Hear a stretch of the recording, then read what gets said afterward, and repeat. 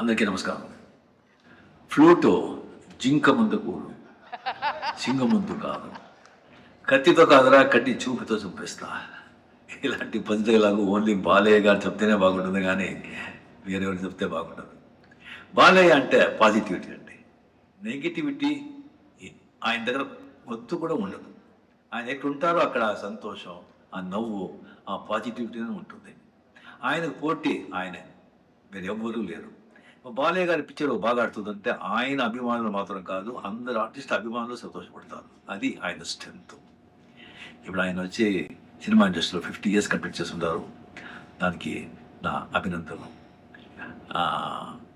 ఆయన వచ్చి ఇంకా సినిమా ఇండస్ట్రీలో ఇలాగే యాక్ట్ చేస్తూ పాజిటివిటీ స్ప్రెడ్ చేస్తూ సంతోషంగా ఇంకా 75 years కంప్లీట్ చేయాలని ఆ దేవుడితో ప్రార్థిస్తాను.